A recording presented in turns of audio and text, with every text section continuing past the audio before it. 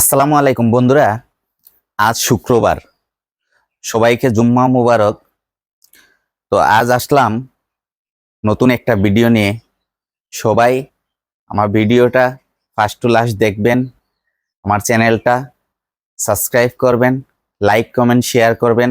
আজ প্রথমেই বললাম আমার চ্যানেলটা সাবস্ক্রাইব করবেন, লাইক কমেন্ট শেয়ার করবেন। তার কারণে আপনারা আমার চ্যানেলটা দেখেন বিদায় অনেক দূর এগিয়ে যাইতেছে। ঠিক আছে, সিলেট যে খামারি যতজন আছে, সকল খামারিদের ভিতরে আমি আপনাদের মায়ার এক ভাই। ছোট্ট একটা খামার নিয়ে আমার ছোট্ট একটা ইউটিউব চ্যানেল আলমগীর এগ্রো। তো ছোট্ট এই আলমগীর এগ্রোটা কিন্তু আস্তে আস্তে বড় হইতেছে। আমি এই যে ইউটিউব চ্যানেলটা খুলছি, কিসের জন্য খুলছি? যে আমার যে ছোট্ট খামারটা আপনাদের মাঝে তুলে ধরার জন্যে, আমার ছোট্ট খামারটা আপনাদেরকে দেখানোর জন্যে, তাই আমি ইউটিউব চ্যানেলটা খুলছি। তবে ইউটিউব চ্যানেলটা খুলছি অনেক আশা ভরসা নিয়ে না, আমি আমার যে খামারটা দেখাবার জন্যে। আলহামদুলিল্লাহ, ওই আশা নিয়ে চ্যানেলটা খোলার পরে এখন দেখতেছি আলহামদুলিল্লাহ আমার চ্যানেলটা অনেকটাই বড় হইতেছে আপনাদের মায়া ভালোবাসা দুয়াতে। ঠিক আছে, তো আজ আসেন আপনাদের সাথে খামারি কিছু গল্প করি। এই যে দেখেন, এগুলা হয়েছে কচুরি ফেনা। ঠিক আছে, এই যে এগুলা হয়েছে কচুরি ফেনা, দেখাইতে পারছি আপনাদেরকে। এগুলা কচুরি ফেনা, এই যে এগুলা হয়েছে কচুরি ফেনা। তো আমার পর্যাপ্ত ঘাস আছে, আমার আলহামদুলিল্লাহ পর্যাপ্ত ঘাস আছে, কিন্তু তারপরেও আমি কচুরি ফেনাটা কিসের জন্য আপনাদেরকে দেখাইতেছি? কচুরি ফেনাটা এই কারণে দেখাইতেছি, আপনারা আপনাদের গরুকে আপনারা সব ধরনের খাবার খাবাইয়া শিখাবেন, অভ্যস্ত করবেন। কারণ যে অনেক সময় দুর্ভিক্ষ দেখা দেয়। ঠিক আছে, এক সময় শীতের সময় আসলে কোনো দিক দিয়ে ঘাস পাওয়া যায় না, তখন আপনি আপনার গরুকে ঘাসের চাহিদা মিটাবার জন্যে আপনি এই কচুরি ফেনাটা খাওয়াইতে পারেন, ঘাসের চাহিদাটা মিটানোর জন্য। কিন্তু এটাতে কোনো পুষ্টিগুণ কিচ্ছু নাই, এই কচুরি ফেনাতে পুষ্টিগুণ কিচ্ছু নাই, পুষ্টি এই কচুরি ফেনাতে নাই। আপনারা কিসের জন্য খাওয়ানো শিখাবেন? যখন আপনারা বিপদে পড়বেন, যখন ঘাস পাবেন না, তখন মনে করেন এই কচুরি ফেনাটা আপনাদের গরুকে দিলে, যদি আগে খাবাইয়া অভ্যস্ত রাখেন, তারে এটা খাওয়ানো শিখাইয়া রাখেন, তাহলে এই কচুরি ফেনাটা আপনারা যে যখন আপনাদের এরিয়াতে ঘাস পাবেন না, তখন আপনারা এই কচুরি ফেনাটা আপনারা খাওয়াইতে পারেন। তবে এই যে দেখতেছেন কচুরি ফেনাগুলা, এগুলা আমি কিসের জন্য কাটাই আনছি? আমার গরু আলহামদুলিল্লাহ সব কিছু খায়, ঘাস খায়, কচুরি ফেনা খায়, খড় খায়, যেটা দিবেন সেইটাই খায়। আমি কচুরি ফেনাটা খাওয়াইয়া অভ্যস্ত করছি, কারণ আমি এক সময় বিপদে পড়ছিলাম, আমার ঘাস ছিল না, তখন আমি এই কচুরি ফেনাটা খাওয়াইয়া গরুরে আমি অভ্যস্ত করছি। আপনি কচুরি ফেনার পাশাপাশি আপনারা দানাদার খাবার চাহিদা মতো দিয়ে যাবেন, আপনাদের গরুর কোনো সমস্যা হবে না। ঠিক আছে, তো এই কচুরি ফেনাগুলা স্টক করছি, আমার রাকিব বাড়িতে গেছে, রাকিব ছুটিতে গেছে বাড়িতে। তো আজকে শুক্রবার সকালে 11টার দিকে রাকিব বাড়িতে গেছে, তো আসবে হয়তো 3-4 দিন পর। এর জন্য সে আমারে ঘাস কাইটা দিয়ে গেছে, তো কচুরি ফেনা এগুলা স্টক করছি। আসেন, আমার ঘাসও আছে। আপনারা হয়তো মনে করবেন আমি শুধু কচুরি ফেনা খাবাই নাকি, না, আমি সব সময় খাবাই। আমি জার্মান ঘাসটা, আমার জার্মান ঘাসটা আলহামদুলিল্লাহ রিজার্ভে আছে, সব সময় আমি ঘাসটা খাবাই।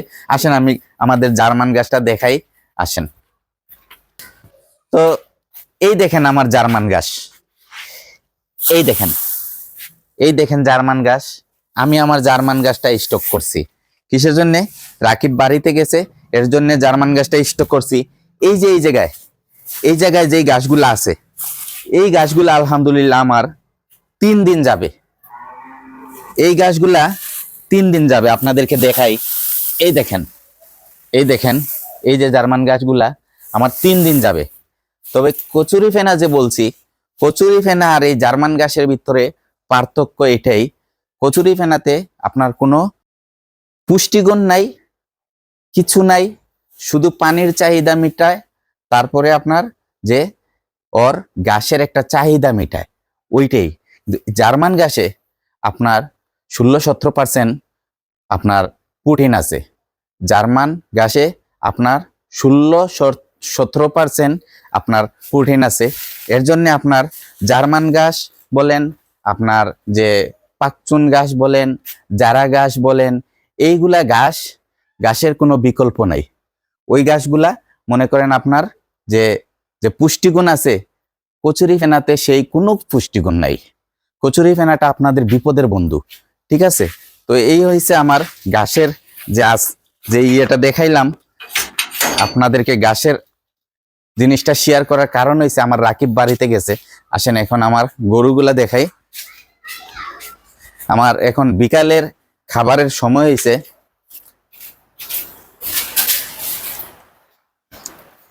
এই যে ওরা খাবারের জন্য সবাই রেডি হয়ে গেছে। বাচ্চাগুলা দেখেন, বাচ্চাগুলাও সব রেডি খাবারের জন্য, ওরাও রেডি। এই যে এখন 4টা বাজতেছে, এখন মনে করেন আমি খাবার টাবার দিব, খাবারের সময় হয়ে গেছে। এখন আমি ওদেরকে দানাদার দিব। আমি এই জায়গা ফ্লোরটা এখন একটু পরিষ্কার করব, তারপরে দানাদার দিব, তারপরে আমি গাভীগুলার দুধ দোয়াবো, দুধ টুধ দোয়াইয়া তারপরে আমি ঘাস দিব। আজ মনে করেন প্রথম এক বেলা দিব কচুরি ফেনা, আর আরেক বেলা দিব ঘাস। ওইভাবে আমি এটা চালাবো। তো আমার এই জমিনের পাশে কিছু কচুরি ফেনা হয়েছিল, এর জন্য রাকিব ওই কচুরি ফেনাগুলা আপনার স্টক করে দিয়ে গেছে, যে ভাই 3-4 দিন আমি না থাকলেও আপনার ঘাসের কোনো সমস্যা হবে না। ঘাসও দিয়ে গেছে পর্যাপ্ত, আপনার কচুরি ফেনাও দিয়ে গেছে। তো আপনাদেরকে এর জন্য বন্ধুরা আমি বললাম যে কিসের জন্যে, আপনারা আপনাদের গরুকে যেইটা খাওয়াবেন ওইটাই অভ্যস্ত হবে, যেইটা খাওয়াইয়া শিখাবেন ওইটাই সে শিখবে, ঠিক আছে? একসময় মনে করেন শীতের সময় অনেক বর্ষার সিজনে ঘাসের অসুবিধা নাই, বর্ষার সিজনে অ্যাভেলেবেল ঘাস থাকে, কিন্তু শীতের সিজনে ঘাসের সংকট পড়ে। শীতের সিজনে ওই রকম ঘাস থাকে না, যার ফলানো ঘাস আছে ওগুলা আপনার পরিচর্যা কইরা আপনার মনে করেন ঘাস টাস রেডি রাখে, কিন্তু যার নাই সে কি করবে? তো অনেক খামারি আছে আপনার, যে শহর বন্দরে অনেক খামারি আছে, ওরা আমি দেখি ভ্যান গাড়ি বইরা বইরা কচুরি ফেনা নেয়। তো আমি জিজ্ঞাসা করি এগুলো কিসের জন্য, বলে গরুর জন্য। যে অনেক খামার আছে কচুরি ফেনা দিয়ে চালাইয়া নেয়, তবে কচুরি ফেনাতে আপনার কোনো পুষ্টিগুণ কিছু নাই, ওইটা ঘাসের চাহিদাটা পূরণ করে। বন্ধুরা আমি যে কথা বলতেছিলাম আপনাদের সাথে, যে আজকের ভিডিওটা শেয়ার করলাম, ওই ভিডিওটা আপনারা মনোযোগ দিয়ে শুনবেন, দেখবেন। আপনাদের কোনো মতামত থাকলে আমাকে জানাবেন, কমেন্ট বক্সে আপনারা কমেন্ট করবেন, জানাবেন। আপনাদের ভাই আলমগীর, আমার আলমগীর এগ্রো চ্যানেলটা আপনারা দেখবেন। তো বন্ধুরা আজ আর বেশি লম্বা করতেছি না, ভিডিওটা রাখি। আসসালামু আলাইকুম রহমতুল্লাহি ওয়া বারাকাতুহু।